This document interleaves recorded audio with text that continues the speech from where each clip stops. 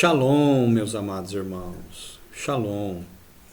Deus abençoe a todos. Vou trazer para vocês aqui mais um estudo que eu tenho certeza absoluta que será extremamente esclarecedor, né? Tenho certeza que pelas informações que eu hei de passar aqui, vocês terão uma ideia real de como as coisas aconteciam, tá? E o assunto que nós trataremos hoje é a origem dos demônios, tá? A origem dos espíritos imundos. Será que a forma com que nós aprendemos pelo sistema religioso, aí, desde o cristianismo católico ao protestante, é verdadeiro? Vejamos o que a palavra nos ensina a este respeito. Perdão. Bora lá? Deixa eu diminuir aqui a minha câmera. E vamos para o estudo.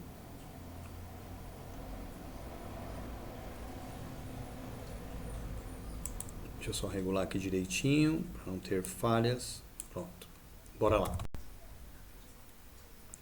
Qual a origem dos demônios ou os espíritos malignos segundo o judaísmo e o livro de Enoque? Excelente pergunta e profunda. A origem dos demônios e espíritos malignos é um tema que o judaísmo antigo e o livro de Enoque explicam de forma muito específica, bem diferente da visão cristã posterior, que tende a dizer simplesmente anjos caídos são iguais a demônios. Vamos detalhar com base nas fontes judaicas antigas e no livro de Enoque, mostrando as diferenças e a evolução da crença. A visão judaica antiga, período do Segundo Templo, na época do Messias e dos discípulos. Nos tempos do Segundo Templo, séculos 5 a.C. a 1 depois de Cristo, os judeus criam um mundo espiritual povoado por vários tipos de seres. Anjos bons, malachim, anjos caídos ou rebeldes, nefelim, espíritos impuros, ruhot tumah, e as chamadas sombras ou espíritos dos mortos, que na verdade nada mais eram que espíritos impuros ou demônios que se materializavam e traziam a imagem tida como fantasmagórica, uma sombra, uma expressão de alguém que viveu, com quem esse espírito conviveu em paralelo ou possuiu. Daí essas vieses ideológicas que nós temos hoje do espiritismo aí, principalmente o ramo kardecista, tá? E semelhantes. Mas o judaísmo não tinha originalmente um conceito único de demônio. O termo Shedim aparece poucas vezes na Bíblia hebraica e apenas tardiamente em Deuteronômio 32:17 e Salmo 106:37, significando espírito ou deuses menores aos quais os povos faziam sacrifícios. E vocês vão entender o porquê desses deuses menores aí, tá? Os deuses menores eram chamados também de semideuses. Enfim, outra hora nós vamos entender esse assunto. Vamos lá. Sacrificam aos Shedim e não a Elohim, Deuteronômio 32:17. Portanto, no judaísmo antigo, Shedim, espíritos de deuses falsos, forças espirituais estranhas. Não necessariamente anjos caídos, mas espíritos rebeldes e impuros. Aí nós vamos saber a origem desses espíritos rebeldes e impuros e o porquê deuses menores. 2. No livro de Enoque, em 1 Enoque, do 6 ao 15, a origem dos espíritos malignos. O livro de Enoque, em 1 Enoque, traz a explicação mais detalhada e influente sobre a origem dos demônios. Ele conecta diretamente a existência deles ao pecado dos anjos, dos vigilantes. Quem são os vigilantes? Vigilantes você tem que entender como querubim, tá? Vigilante é sinônimo de querubim, ou um termo aplicado à ação de um querubim. Querubim, a maior hierarquia angélica. Eles eram tidos como representantes de Deus, por isso, ao se corromperem, passaram a aparecer ou se manifestarem como se fossem Deus ou deuses dentre as nações. Tá? No caso de Satanás, ele usurpou o tetragrama e a condição de Deus e passava-se por Deus aos israelitas, como eu já expliquei para vocês. Em Jó, capítulo 1, versículo 6 e Jó 2:1, nós vemos um episódio em que os anjos compareceram diante de Deus e estava entre eles Satanás. Isso está muito claro. Sendo Satanás um querubim, subentende-se que todos os outros que ali estavam eram querubins também. Querubim é a maior hierarquia. Abaixo de Deus, quem comandava eram eles. Deus, o que Deus fez? Ele dividiu as nações com estes querubins, né, que também na Bíblia são identificados como Bene Ha-Elohim, filhos de Deus, né, os anjos de alta hierarquia, vigilantes, para que eles pudessem cuidar, vigiar a nação. E abaixo deles haviam serafins, arcanjos e outra grade hierárquica de anjos inferiores. Cada um encabeçava potestades, principados ali para cuidar das nações territorialmente falando, certo? Mas eles deveriam representar o Senhor, mas eles passaram a posicionar-se como Deus, e inclusive Satanás foi pior que ele, passou-se por Deus, por isso o termo diabo é aplicado a ele, aquele que se passa por quem ele não é, para o povo de Israel, para os judeus, para os católicos e protestantes, porque eles não sabem diferenciar quando é Deus, quando não é, quando é um anjo bom, quando é um anjo mau, eles não sabem diferenciar. Tá bom? Mas nós sabemos pela graça e misericórdia de Deus.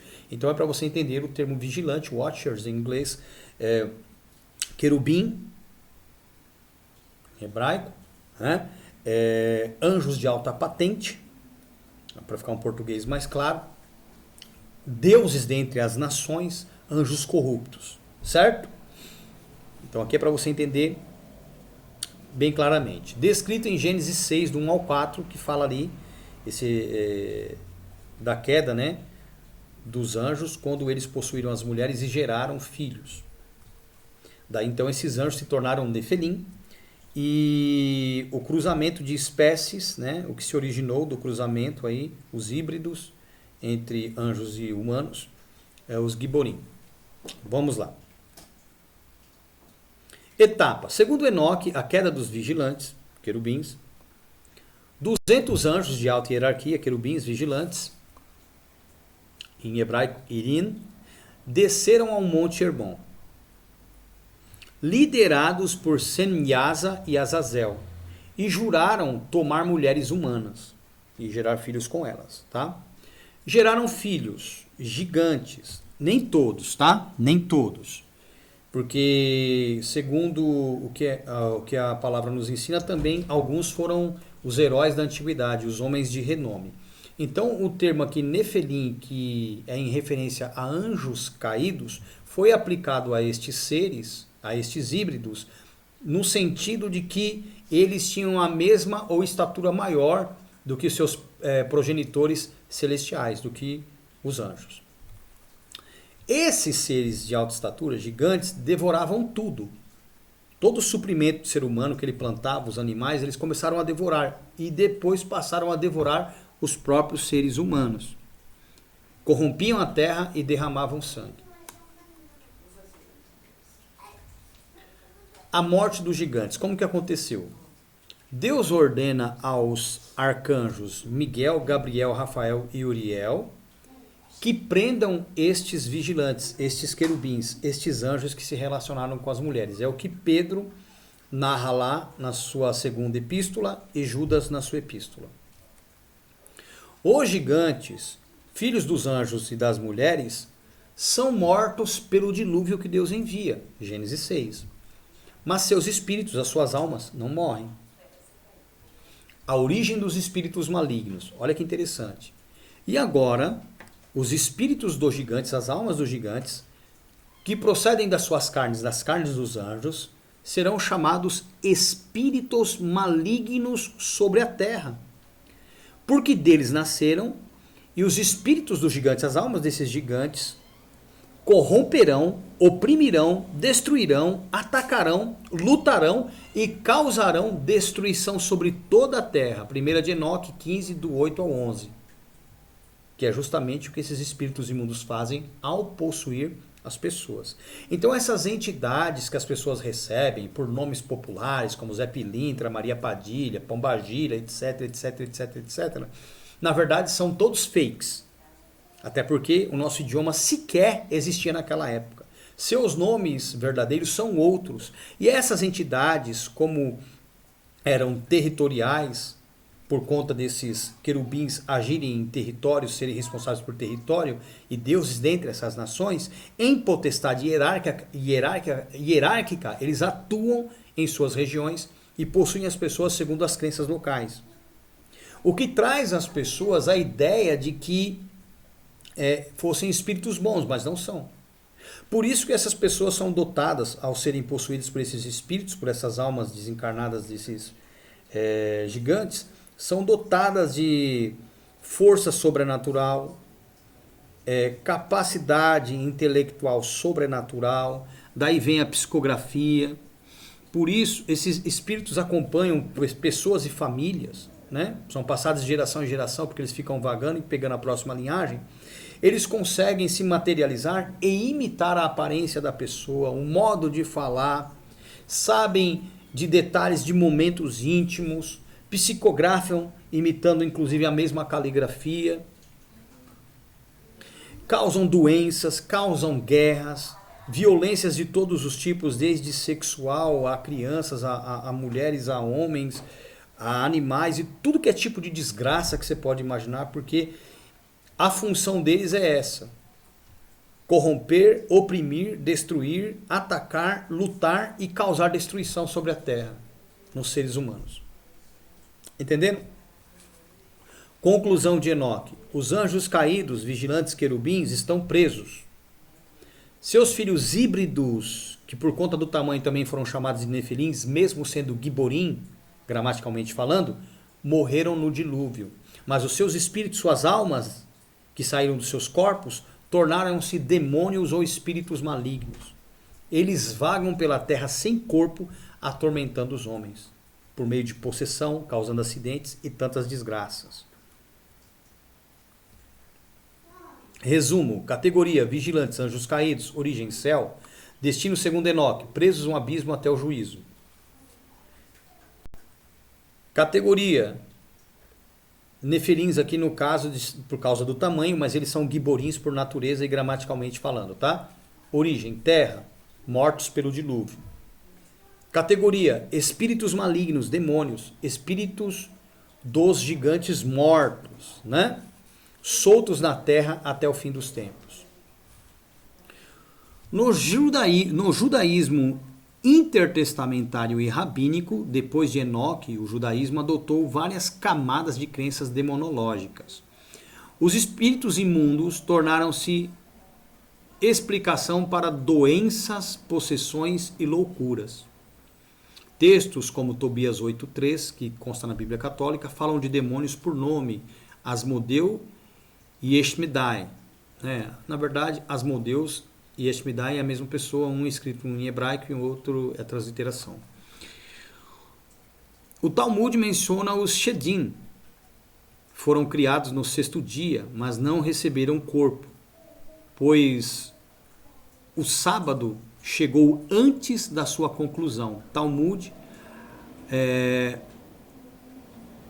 Hagigar 16a. Assim, há duas tradições judaicas coexistindo: a enoquiana, demônios, espíritos ou almas dos híbridos, tidos por nefelim por conta de serem gigantes, né?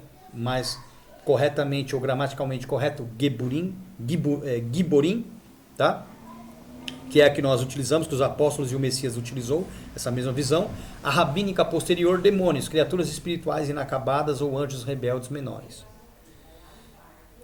Características dos demônios segundo Enoque e o judaísmo antigo. Natureza: espíritos sem corpo, híbridos entre anjo e homem. Habitar: vagam pela terra, como Yeshua falou. De onde vens? Devagar pela terra e passear por ela. Lembra Deus falando, eu estou confundindo aqui com Jó, mas é quando o Messias ele ele fala que tendo o espírito imundo saindo do homem, anda por lugares áridos procurando repouso, ou lugares desérticos, e não encontra, volta à sua casa de onde saiu, e se torna o último estado daquele homem pior do que o primeiro, leva consigo mais 7 espíritos piores do que ele, etc, etc, etc, e torna-se o último estado daquele homem pior do que o primeiro. Cabe aqui. Atuação. Tentam, oprimem, provocam enfermidades e loucura. Comando. Subordinados a líderes caídos. Azazel, Belial, Mastema, Asmodeu, etc, etc, etc. Destino. Serão destruídos ou aprisionados no dia do juízo. Síntese geral. Judaísmo versus livro de Enoque. O Taná, Bíblia hebraica. Shedim. Deuses pagãos, espíritos estranhos. Pouco definido. Livro de Enoque, espíritos dos gigantes, filhos dos anjos com mulheres. Base da demonologia cristã primitiva que Yeshua defendia, assim como os crentes de sua época e seus discípulos. Talmud, rabinos, seres espirituais inacabados ou espíritos impuros. Releitura mística, tá?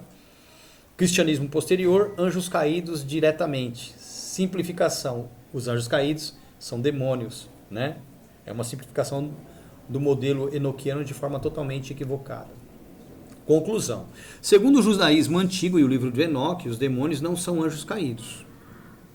São espíritos desencarnados dos filhos dos Nefelim, dos caídos, ou seja, gigantes, giborins de alta estatura, por isso o termo Nefelim é aplicado a eles por conta da sua estatura, que era igual ou maior do que a dos seus pais, progenitores anjos. Os híbridos gerados pelos anjos rebeldes e mulheres humanas. Esses espíritos, metade divinos, metade humanos, não pertencem nem ao céu e nem à terra. Por isso, vagam e buscam possuir corpos vivos. Eles são, portanto, os espíritos malignos que atormentam a humanidade até o juízo final. Então, por aqui, já dá para vocês terem uma ideia de que tem muitas informações que não nos são trazidas da maneira correta. A visão de que, como eu já expliquei, que os anjos têm o poder de tirar suas almas, né, sair do seu corpo e possuir pessoas, ela continua.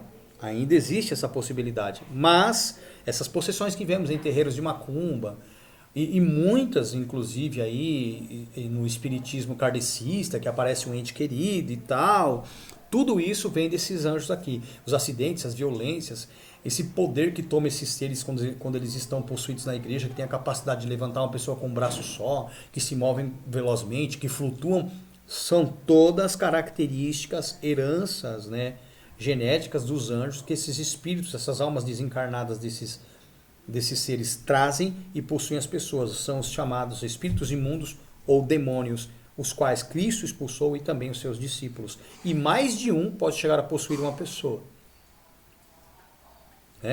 Haja visto aí a história do endemoniado gadareno, que ele era possuído aí por vários demônios, né? Por vários demônios. Tá certo? Shalom, eu espero que esse vídeo tenha ficado muito claro. Havendo dúvidas, é só chamar no PV. Deus abençoe vocês.